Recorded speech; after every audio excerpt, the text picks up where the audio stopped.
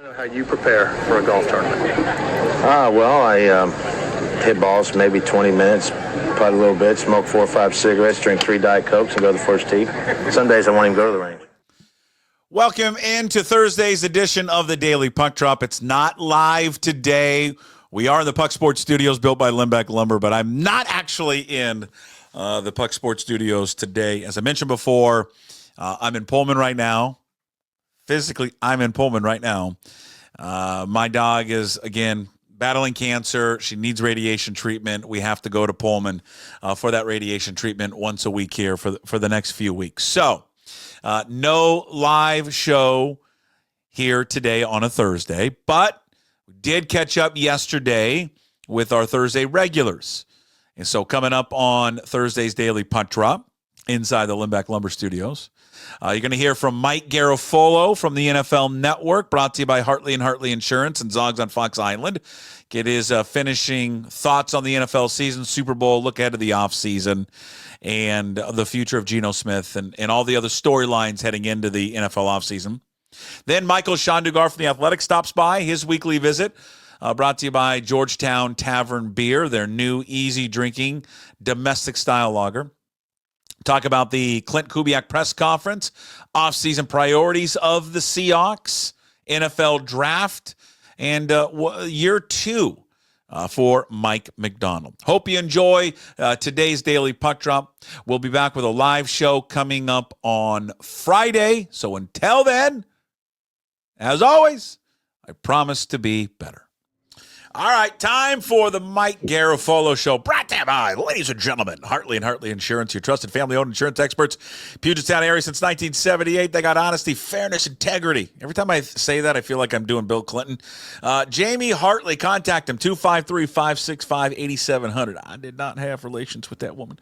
Zogs on Fox Island, perfect spot to grab a cold beer, hang out with friends, catch the game. Check out Zogs on Facebook, Instagram, fall hours. Actually, we're not in the fall anymore. You know what? We're in the winter. And we're almost in the spring and event times. Mike joins us from the Limbeck Lumber Studios. All right, quickly on the Super Bowl. Yeah, it was fun for a little bit, and then it was boring. If I'm an Eagles fan, it was the greatest time in the world. Yeah. But God, as an NFL fan, I was like, more dip, more booze. Yeah. Just wasn't entertaining. Well, they did a running gag on game day morning on NFL Network where they asked Kurt Warner week 1, is this the most complete Chiefs team that they've had? And he said, no. And then they brought it back in like week 5 and he said, no. And they brought it back like all the way up to the end. Like they kept running the clips and he keeps saying no. And then they asked him that morning, is this the most complete team in, the Chiefs run? And he said, no. And he was right. I mean, it all caught up to them, right? They went up against a complete team. And, as this Eagles team went through the playoffs, it was like, nobody's beating these guys. Nobody's beating these guys. They were incredibly well-built and well-built up front on both sides, which will always win you games in the NFL. But then you think about, they weren't covering any holes. Zach Bond was amazing at the linebacker spot. The young guys, Quinyon Mitchell and Cooper DeJean, were great at cornerbacks. Flip it to the other side of the ball. Where's the weakness in the skill positions? The quarterback finally made it. 217 passes, finally makes a mistake in the Super Bowl and didn't even matter. Howie Roseman did a great job. I tell him this all the time. He doesn't remember this, but my uncle, who texts me on all kinds of stuff, my family's from Philly. When Jason Light got a contract extension after the Tampa Bay Buccaneers won the Super Bowl, at that time, Howie was getting railed in Philly, just railed.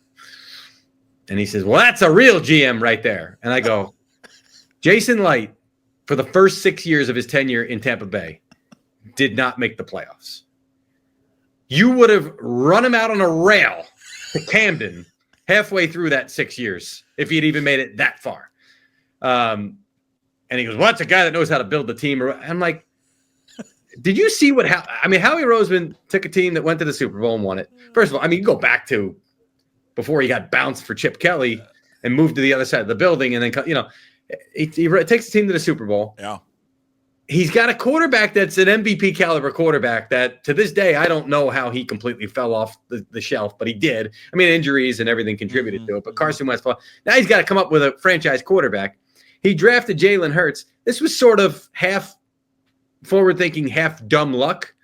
He never saw Jalen Hurts as a franchise quarterback. Never. He wanted to take him in the second round, have him show out for a couple of years in the preseason and in spot duty, and flip him for a 1. 100% that was the plan. How he's never going to tell you that. I'm telling you, 100% that was the plan. Had to turn to him. Next thing you know, you got yourself a franchise quarterback, but you're also Jason Kelsey's retiring, Fletcher Cox is retiring, you're losing Javon Hargrave, and so you're drafting defensive tackles because you know you're going to need them, and now they're the strength of your team. Yeah. Howie Roseman's the best general manager in football. I know it's easy for me to say that right now. I was trying to tell these people way back. I told my uncle, remember when you wanted to run him out on a rail? What's your uncle say now? No, I don't remember ever saying. Of course you don't. Hey, what was it? I remember early in the season, was it after the 4 weeks, they're 2-2, and there was all this talk about, oh my God, Nick Sirianni, is he in the hot seat? Would you think he truly ever, was that just a media thing? Was that a fan thing? Was he truly ever on the hot seat early in the season? No, I mean, if they had been a middling team and had tailed off like they did the year before, yeah, but they didn't. And it's not like Jeffrey Lurie's finger was on the button and just, like Woody Johnson early in the year, one more loss and I'm going to, it was never that. But certainly if things had played, but they didn't. And I've had multiple guys on that staff who have been with a number of head coaches in their career say, this is the best head coach we've ever been with. Maybe now you'll believe it. When you brought it up, I think what is amazing to look at what Roseman and what that organization has done is you don't see it where, in a span of 7 years, 8 years, whatever it is, where you win 2 Super Bowls, but it's 2 completely different teams. Mm-hmm. I mean, just think about it. I mean, different head coach, different quarterback, different everything, really. Yeah. Yeah. And that's that. You just don't see that. It's a fair point. I mean, I'm wondering what's the tightest window we can come up with. Maybe I'm missing something, but I mean, there probably is Tomlin and Cowher winning 4 years apart. Yeah. But it wasn't a completely different team. You know what I mean? Same quarterback. Yeah. Yeah. You could probably go back to the Cowboys of the 90s, but again, same team. Yeah. So yeah, for two coaches to win in that tight of a window, and for you're right, them to be 2 completely different teams, is pretty remarkable. And I have told you this before. The Seahawks did a great job of Legion of Boom when that was winding down, Russell Wilson time, all that stuff. Like we knew it was going to be a changeover in a lot of places. They stayed competitive while they made that changeover, which is a really hard thing to do. And in the Philly market, teams have done it where Cleveland or whatever, you tear it down, you tank. Jacksonville's done it. I'm trying to think of some other teams that have done it. The Jets tried to do it. Now that I say all this, none of these teams were ever successful. But which it's probably a lesson in there somewhere. But those teams have tried to do it, and you can't do that in Philly. If Howie had tried to do that, he would have lost his job. So he knew I have to stay competitive while rebuilding at the same time. That is a really hard thing for a GM to do. He did it. John Schneider has done it as well. It's very rare to do that. Yeah, it's hard. Okay, last thing. What's with the video? Just last thing. Oh, okay. All right, yeah. No, not last thing on this. Sorry. What's with the video of the fans that were on the horses? Was that their horses? Did they steal the horses? Like, why is there horses? Is there a horse farm in Philadelphia that I don't know about? Is that a horse Uber? I haven't done enough of a deep dive on this one, but there is the Philly Park, which is now Parks Casino. Do they still run horse races there? I don't know. That's where Smarty Jones came from years ago. Okay, did these people steal the horses though, or were they? I don't know. Horses? I don't know. That was the greatest video of all the videos that came out. Yeah, that and then the one woman with the bra fighting the one guy. That was a great video too. I enjoyed that one. I missed that one. I haven't seen a whole lot of these. I got to be honest. Somebody said the other day, "Oh, the looting that happened down there." I was like, "Was there? I don't know. I didn't see anything." I mean, I don't know about the looting, but there's these 5 fans rolling in on horses.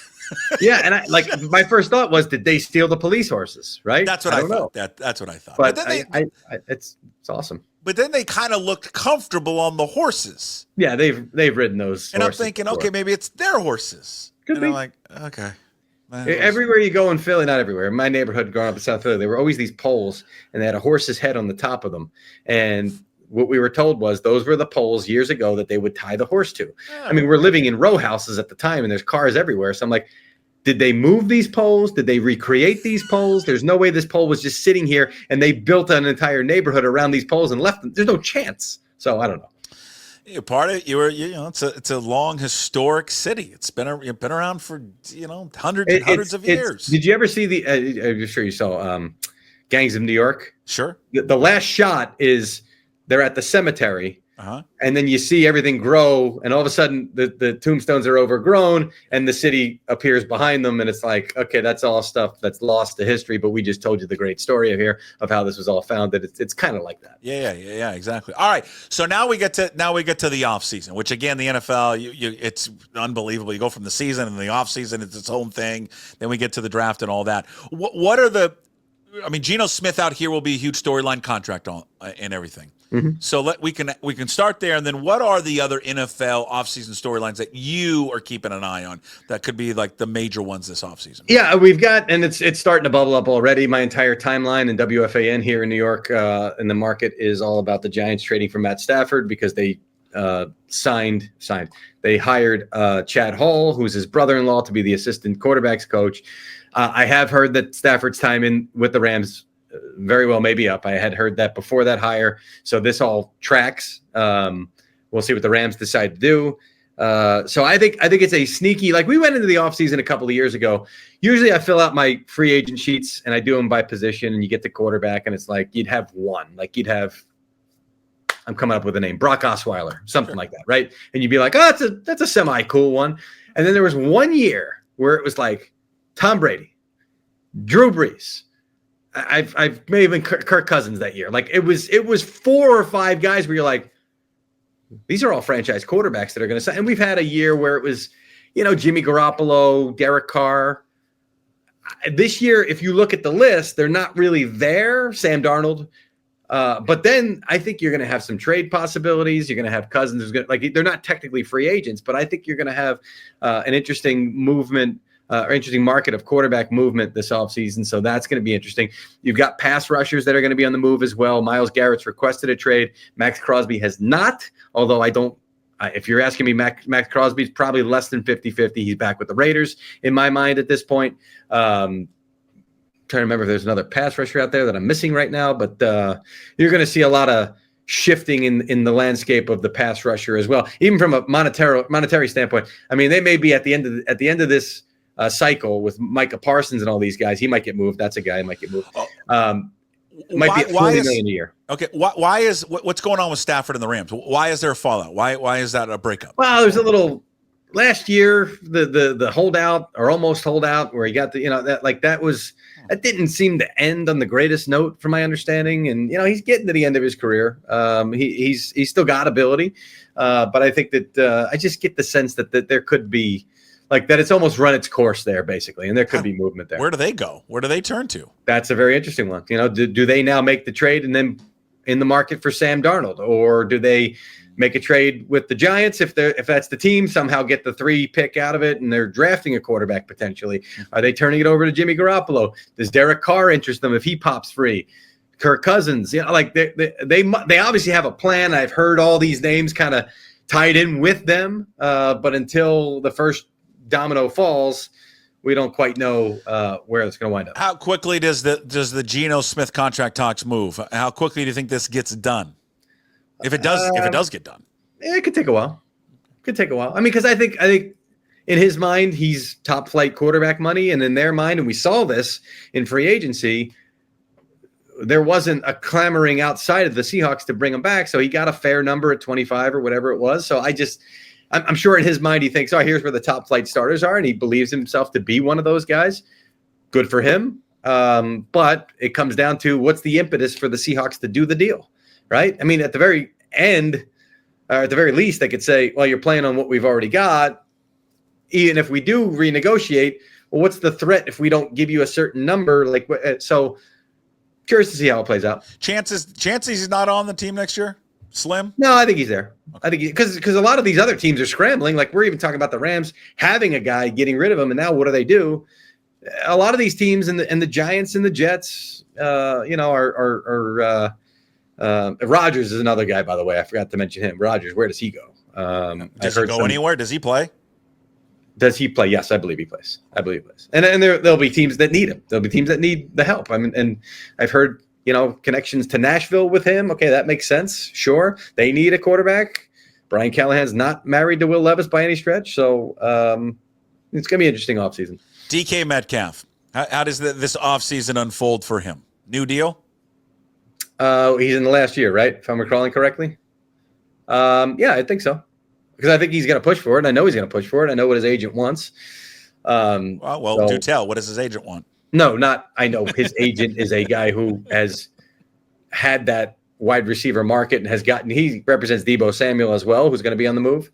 Deebo's, I don't know. That might take a while. Where do you think where he ends up? Where do you think the favorites are? We'll see. Okay. We'll see. I don't know. I'd be venturing. It'd be an educated guess, but not. I don't feel great about it. If I did, I'd let you know. Okay. Did you like the halftime show? Sure. Yes. It was very symbolic. It was very. Yeah. I saw a. It was Everybody freaked out about it. I thought there was a best line from somebody on Twitter. It was the best line. And I'm not I'm 49. I'm not the biggest Kendrick Lamar fan in the world. Not because I don't have anything against Kendrick Lamar. It's just not my wheelhouse as a 49-year-old. My kids are, I know all the songs because my kids are. Okay? But someone made a great point. From Seattle, Mike, I'm a big Pearl Jam fan. And somebody said, because people were complaining, well, I couldn't understand a word he was saying. And someone's like, yeah, but you listen to Pearl Jam. And I'm like, yeah, that's a good point. Because I listen to a lot of Pearl Jam, and I have no idea half the time what the song is about. So I can't understand it. Aaron Nagler, who is a Packers guy, Cheesehead TV, great follow on all social media. This is on Facebook. I saw this earlier. So Kendrick Lamar wasn't for you. Totally get it. His very considerable audience probably didn't care for The Who or U2. Super Bowl halftime shows don't have to be, nor should be for everyone. I promise you'll be okay. Yeah, I like them all. I like all music. I mean, put. And it's not my favorite, the Not Like Us song. I've heard that before. I was working out yesterday. Somebody had it playing and playing the whole. I was like, okay, I get it. It's not my go-to thing, but I appreciate it. I like that there was a message behind it. Sure. A lot of folks didn't agree with the message. That's why they hated the show. They're used to, I almost said make the halftime show great again. They're used to a certain act, a certain genre. It wasn't that. And it's like, well, because this is the way it's supposed to be. Nobody ever said that. Last thing for you. You reported along with Rap Sheet, Rick Dennison, who is a senior offensive assistant with the Saints, has been given permission to speak with the Seahawks. You assume that will be the hire. Will be coming to Seattle with Klint Kubiak. I assume so, yes. And Klint Kubiak, not an inexperienced guy. I mean, he's got experience. He called it last year for the Saints, so he's got that experience. But looking to add some veteran guys around him. I would not be surprised if there are more veteran guys added. We'll see. They're still working through the process on a couple of guys.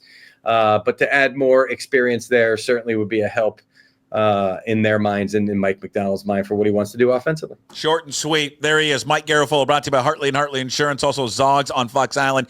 Catch the show up on YouTube. Subscribe when you're there. Also on all your favorite podcast platforms, Apple, Spotify, wherever you find your podcasts.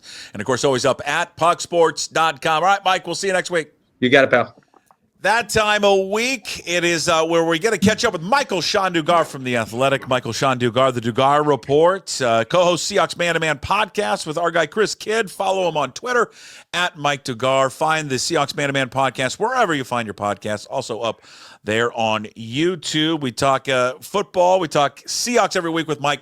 It's brought to you by Georgetown's new beer, Tavern Beer. Easy drinking domestic style lager made with Pacific Northwest barley and Yakima Valley hops, 4.2%, brewed by our good friends at Georgetown Brewery, makers of Manny's Pale Ale and Bodie's Alpha IPA. Check it out today, Georgetown Tavern Beer. All right, Mike, well, we got through it. The NFL season's over, but now we get to the offseason, which is at times can be not equal, but as entertaining. Yeah, I enjoy parts of the off season. I really just like going back and looking at I'm not a big draft person, like going back and getting into the weeds and like watching a bunch of left guard cut ups, from guys from the Big Ten. But I do like going. I'm more like I would love to do like my own free agent list of like for the whole league, like my own guys. Like we have one at the Athletic where we do like our top 100 free agents or whatever. I'm not involved in it this year. Shil Kapade used to do it for us, I think, way back when. Okay. Maybe next year I'll get in on that because then you have to go back and watch guys. And I just like watching NFL players more, like that stuff on tape. I will pop on at like 3 a.m. and just like, let me look at the free agent linebackers and put together cut-ups. I wish I had more time to do that with a 1-year-old. I do not. You don't have no time, man. But that part of the offseason, I do enjoy because it's just everyone's kind of chasing. I love doing it after the Super Bowl because then it's like, all right, what lessons do we take away from the team that's having the parade? What's real? What's fake? What can we extrapolate? What can we ignore? And then kind of go from there as if I was a GM. That's kind of fun. All right. Well, if you were a GM of the Seahawks, get right into it. Where do we got to go? What do we have to address? What do the Seahawks got to address this offseason? What should their priority be in free agency? Yeah, I feel like if there's ever a year that like the lesson that you can learn from the Super Bowl winning team can be copied by everyone, I feel like it's this year, because like when Mahomes win it or Brady wins it, you really, whether we need to or not, we attribute most of that to just like the greatness of the quarterback. And it's just like, well, we don't have Brady, so we can't do that. It's like, oh, well, we don't have Mahomes. So it's like, well, of course you can win the Super Bowl with Patrick Mahomes. But I feel like in a year like this, there are a lot of teams who could legitimately, I would say, feel like, well, our quarterback's better than Jalen Hurts, and they wouldn't be wrong. Like Jalen's fine. He's a good quarterback. But I feel like the lesson to take is, yeah, but if you build something around him where he only has to be good, but so often, where he only has to be great, but so often. Jalen only has to be great like 5 times a year. And then he does that, I feel like that's the lesson you could take from this Eagles team, man, is build those trenches around the guy on both sides of it. And your quarterback just really has to be the point guard. Jalen's the best point guard in the league, right? Because he's got the best guys running the floor with him on the wings, I feel like that's the lesson I would take, particularly if I was John Schneider, because he's boys with Howie Roseman. Like, yo, that's your man. Just call him up. FaceTime, you know who's taking a victory lap this week for Jalen Hurts? Who's that? Our guy, the go-to guy, Jim Moore. And really? And he's got proof. He wrote a column about it whenever Hurts was drafted for the News Tribune, saying that the Seahawks should draft Jalen Hurts. Wow. Yeah. Wow. How about he doesn't get much right, Dugar. And so when he does, we got to praise the old man. And he got it right. He's like, they should draft him. Should have kind of the heir apparent. He should be there. He's a winner. It's exactly what Seattle needs.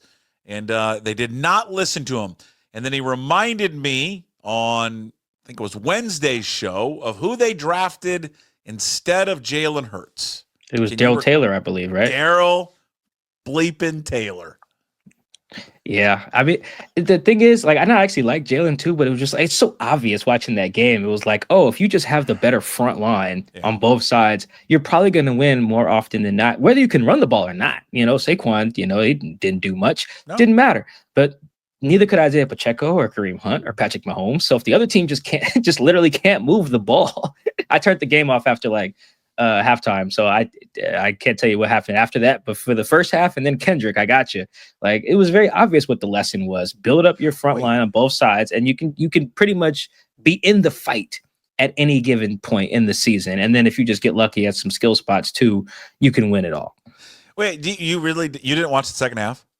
Yeah, I remember I was in Cancun. So we were. Oh, yeah, that's right. We were 3 hours ahead anyway, and so I was like, we can just start getting our dinner reservations. After the pick six, I was like, okay, we're not gonna need to watch this much longer. I thought it was over. I thought the Eagles were gonna win. Actually, I knew they would. So by the pick six, I was like, we don't need to keep watching this. And then by the time it was 24-0, which I think it was at half, I was like, all right, once we watch Kendrick, let's all get dressed and go to dinner. So I missed like most of the second half. It sounds like I didn't miss much. You didn't miss anything. Nothing at all. You didn't miss a damn thing. All right, hey, you were in Cancun. Did you go to the island I told you to go to? Now we ended up just going to the hotel zone strip quite a bit, Okay. and that was actually a really good time. Like, because there's so much to do each day. We do something different and bounce around and eat and get the tourist shops and got souvenirs and everything for all my people back home. We actually had a really good time. We were staying in like an Airbnb at this guy's like penthouse. It was on like the 12th floor overlooking the beach. Yeah. With this great view, which was really nice. We watched the game there. We were on the roof. You screwed up. I'm telling you. It was a good, really good time. I know where you were at was great, but I'm just saying, what if one day you would have loved it over there?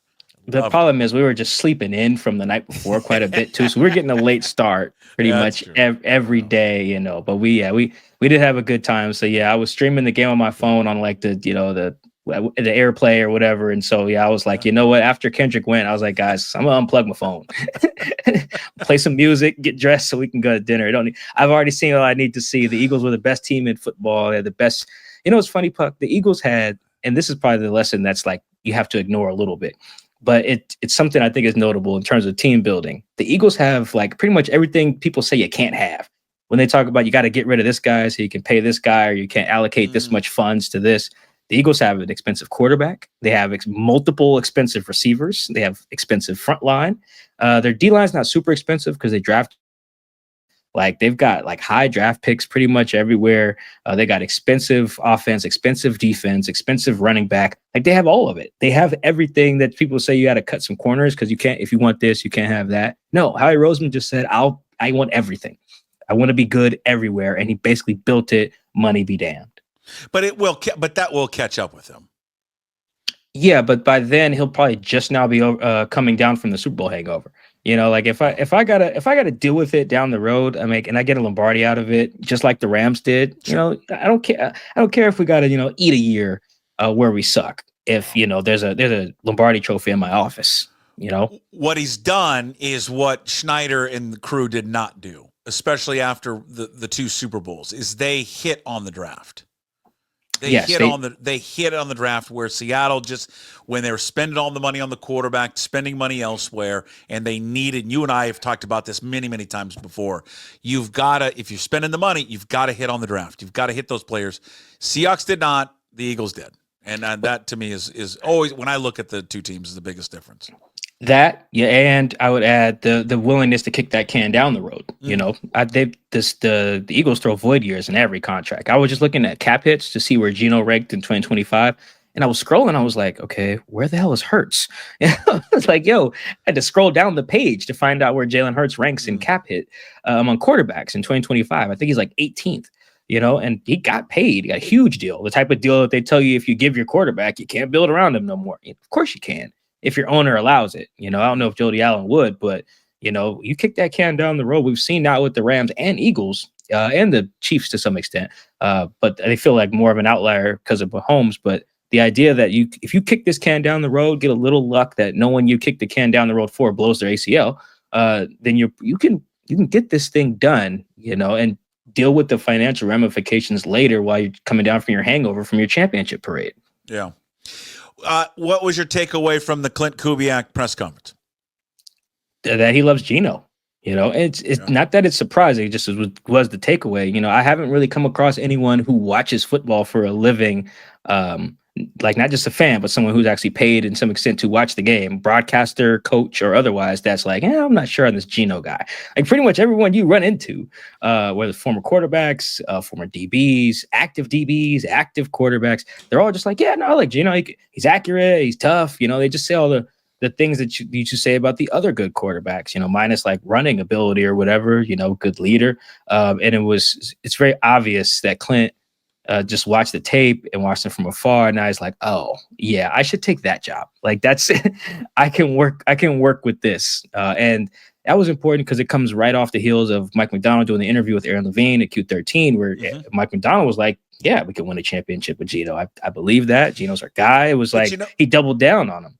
But you know what was interesting about that? Because he was kind of flippant about like, I don't understand why people are doubting Geno Smith, right? He was kind of flabbergasted at it. Well, I'll tell you why. Because you went on your own radio, your flagship radio station, And when you were asked about him, you gave a non-answer. Is Geno your quarterback next season?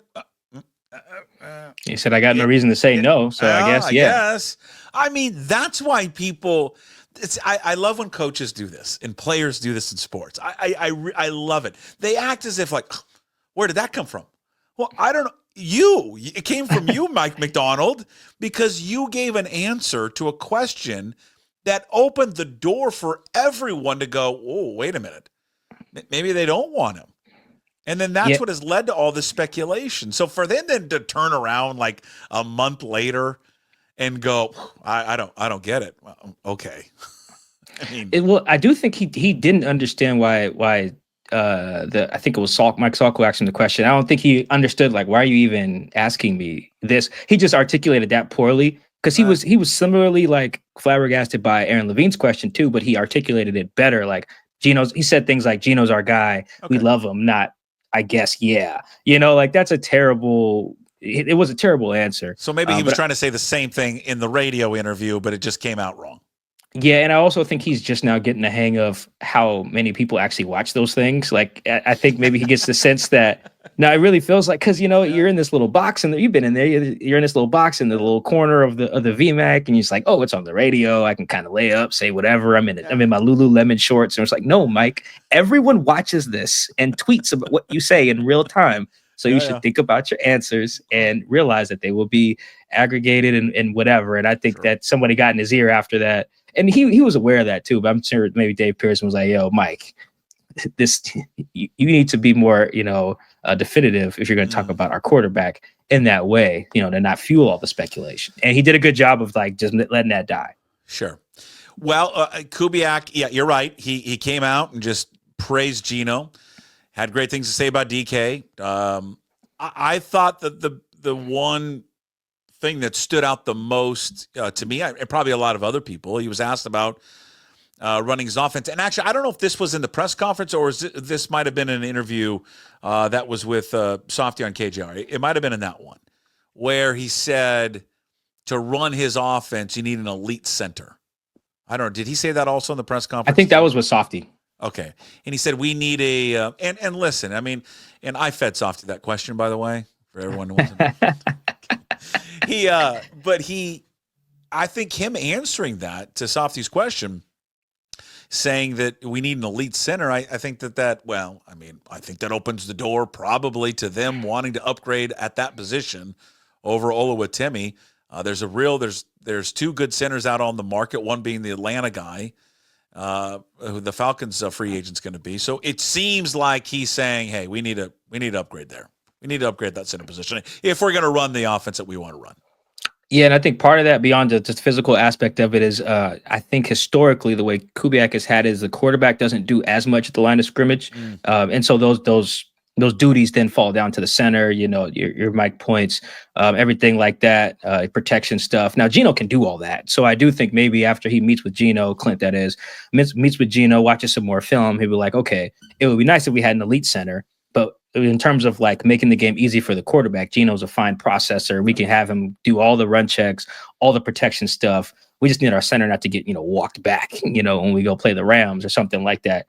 But yeah, that's traditionally the Niners are going through the same issue right now. They run the same scheme and they need a center real bad because they just haven't had what they need to get their scheme off the ground. So yeah, that stood out to me. And then also I say one other thing is what Mike Macdonald has kind of been quietly telling us, but we're not listening too well. And that's okay. That's part of our fault too in the media, is that Mike is trying to tell us, guys, we're not just going to overhaul our interior offensive line. We like the guys we have. We need to develop them. We have to do that. It has to be our priority. And he's not wrong. Like, he believes in Christian Haynes. He believes in South Tower, that they can be something. And that's, that's understandable, because it's just not feasible to just go find 3 new elite interior offensive linemen. You're probably just, maybe you go pay one guy, maybe you go pay Drew Dahlman, who's a Falcon center you're referring to. Maybe you go pay him, you draft a guard, and Christian Haynes gets better. Like, that's probably a more realistic talk in their room than, all right, Olu sucks, Bradford sucks, Christian Haynes. You just can't think like that as the coach. And that's why when they mentioned John Benton, the new O-line coach, like, hey, we need to develop these guys. I want to hear their development plan. because I think in Mike's mind, like he's already had those talks with John, like, dude, I just can't get you a whole new O-line. Yeah, and maybe get you a guy. Yeah, maybe get you, I draft you one, I sign you one, and we need one of these young guys to pop, at least one. And I actually don't even disagree with that plan because, yeah, just in terms of feasibility, it's hard to just overhaul the whole thing. And if you watch the playoffs, pretty much every team that lost is probably thinking they should upgrade their offensive line, right? Like it's not the Seahawks, not the only team trying to do that. Yeah, it's it'll be an interesting offseason, which is, you know, how much they dive into the free agent market. You know, Dahlman being the free agent center out there, that's going to cost them money. And again, it's just something that Schneider has just not wanted to do. Just has not wanted to dip his toe into that free agency high spending for offensive linemen. He's been resistant to it. I'd be curious to see, Mike. I don't know. You tell me. You've been around him a lot longer than I have, and I wonder if this is the offseason where that changes. I would think so, but when you go to say that, I have to then give an example of who it would be on and how much. And you go look at the class, and then you go look at the needs of the other teams. Like I've been reading since the Seahawks have basically not done much in the media. I've been reading how much these other GMs, when they talk and hearing the other coaches, these other guys are making it very clear. We need to upgrade our interior offensive line. The Vikings GM said it. I think the Texans GM said it. Like, look at these teams. The Dolphins GM basically was like, yeah, we kind of neglected that. We need to go address that again. So it's going to be hard because then you're talking about bidding wars, which is why I bring that up. It's not that just Snyder's, there's a guy, he might not cost that much, let's go pay him. It's like, no, man. Like, if you want Trey Smith or if you want Tevin Jenkins from the Bears or whatever, you want these guys. Well, yeah, so do the Bears need to upgrade their offensive line. So do the Texans, like the Dolphins, Vikings. There's so many teams. Even the Chiefs probably feel like it after they got wrecked. So many teams are like, yo, if we got better offensive linemen, we'll have a better year. So I actually would be very surprised if John gets into a bidding war, because I think these interior linemen are about to get generational wealth here in about a month or so. Yeah, and he certainly has been resistant, certainly to that. Mike Macdonald going into year two, he'll be more relaxed. Mike, he's gonna have a year under his belt.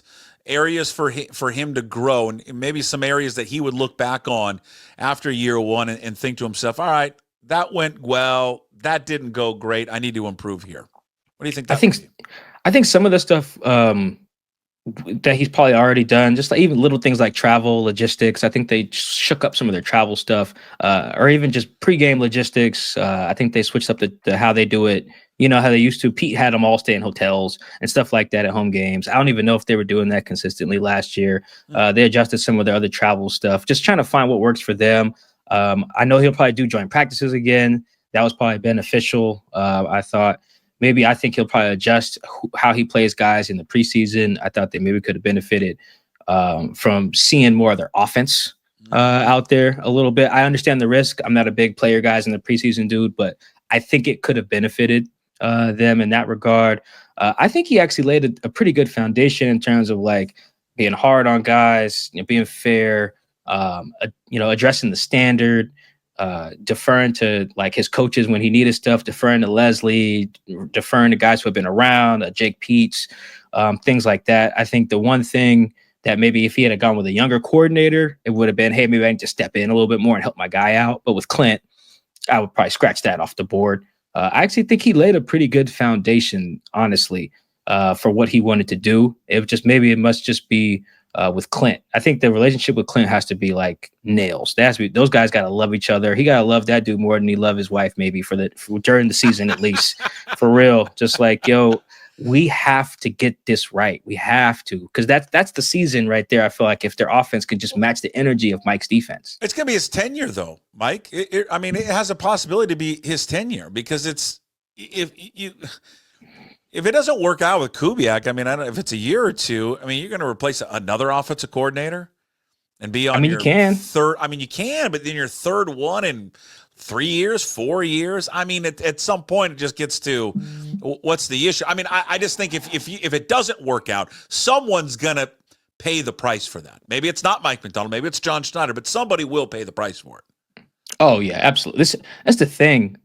We've talked about this before. I view the expectations of these guys want to win a championship. Right. Like that's the whole like just be Steelers West is not really what they want. Shoot, they don't want that in Pittsburgh either. I just saw someone bought a billboard talking about fire Mike Tomlin in Pittsburgh. Like no one wants to be Steelers West out here inside the building. I mean, it's like yeah, you're 9 and whatever, 10 wins. Maybe you get a playoff game on the road and you get spanked by the team that goes on to win it. No one wants that.